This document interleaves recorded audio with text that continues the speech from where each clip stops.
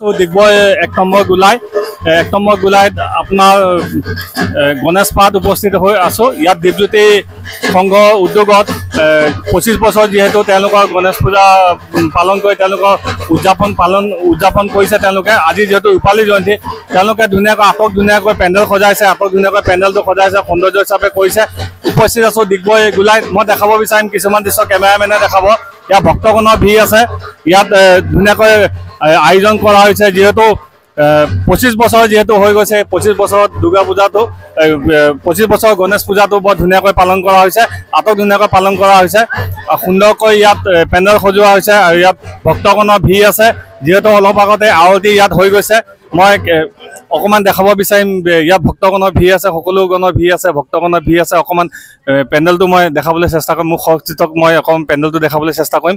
বৰ ধুনীয়াকৈ সজোৱা হৈছে, সুন্দৰভাৱে সজোৱা হৈছে।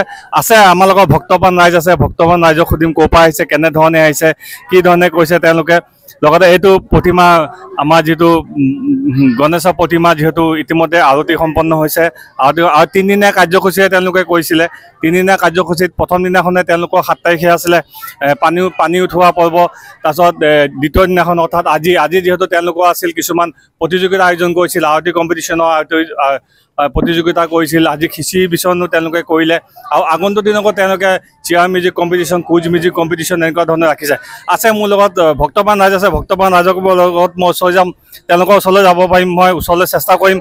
বাৰু কেনেকুৱা লাগিছে পূজা? ভাল লাগিছে। যিহেতু ৰূপালী জয়ন্তী এবাৰ। হয়। আপুনি ইয়াৰ বাসিন্দা? মই ঘৰৰ ওচৰে বাসিন্দা। কি ক'ব এই গণেশ পূজা উপলক্ষে ৰাইজক কি ক'ব, বা আপুনি কি বিচাৰিলে?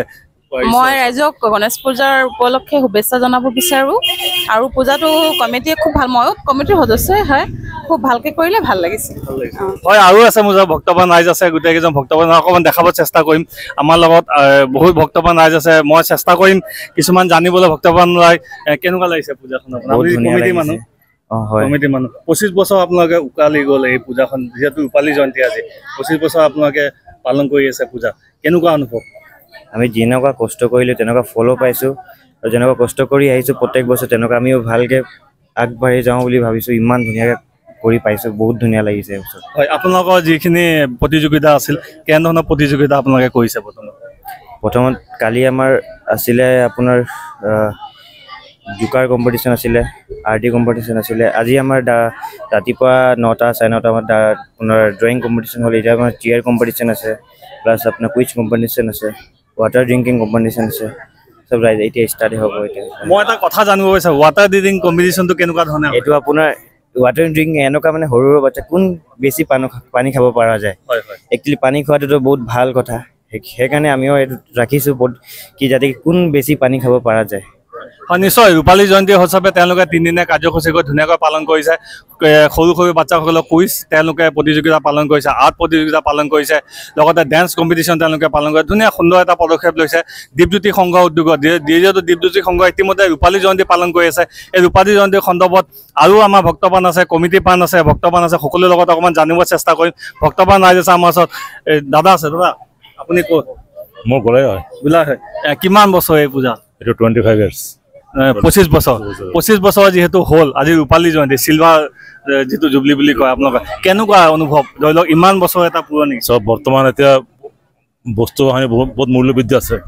এই মূল্যবৃদ্ধিৰ ভিতৰতো আজি যে মেম্বাৰসকলে যিমান মানে তাহাঁতৰ কষ্ট সাধন কৰি পেলাই যে এইটো বনাইছে, এইটো কৰিছে, ৰূপালী জয়ন্তী পাতিছে, আৰু আমাৰ গোলাইৰ সকলো ৰাইজ আহি পেলাই ইয়াত অংশগ্ৰহণ কৰিছে, সেইকাৰণে আমাক বহুত ভাল লাগিছে।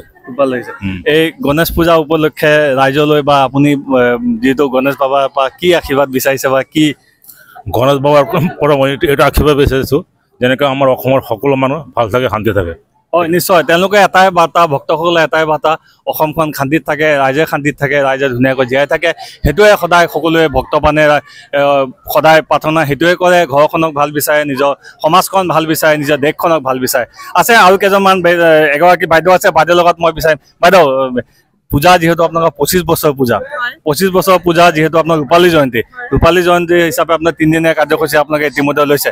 এই 3 দিনীয়া কাৰ্যসূচী কৰোঁতে কেনেধৰণৰ ধৰি লওক আপোনালোকে কাৰ্যসূচীবিলাক কৰিলে, কি হিচাপে কৰিলে অলপ জনাব নেকি? যিহেতু বাইদেউ কমিটি ইতিমধ্যে সমিতিৰ মানুহো হয়, অলপ জনাব বিচাৰিম। নিশ্চয় যেহেতু আমাৰ প্ৰথমতে আমি আপোনালোকৰ মাধ্যমেৰে সমূহ ৰাইজক গণেশ চতুৰ্থীৰ মানে শুভেচ্ছা জনালোঁ। সকলোৱে ভালে কুশলে থাকক আৰু লগতে আমাৰ গোলাইবাসীয়ে যিসকলে আমাক খুব মানে সহযোগিতা আগবঢ়াই আহিছে, কিয়নো ইয়াৰ ৰূপালী জয়ন্তী আৰু এই পূজাখন আমাৰ আজিৰ দিনৰ নহয়, এয়া আমাৰ জ্যেষ্ঠসকলে খুব পুৰণি পূজা তেওঁলোকে তেনেকৈ কৰি পেলাই পূজাখন আমাৰ আগবঢ়াই লৈ গৈছিলে। এতিয়া যিসকল আমাৰ উদ্যমী যুৱক আছে, মহিলা আছে, তেওঁলোকে ইয়াতে লগ লাগি এই পূজাখন আগবঢ়াই লৈ গৈছে। তো এই পূজাৰ মাধ্যমে আমি সকলোকে ভালে কুশলে থাকিব দিছোঁ।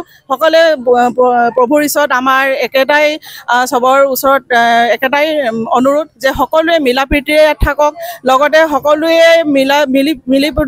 মিলিজুলি আৰু সমাজখন আগবঢ়াই লৈ যাওক। আৰু আমাৰ 4দিনীয়া কাৰ্যসূচী প্ৰথম দিন আমি আমাৰ পানী তোলা কাৰ্যসূচী আছিলে।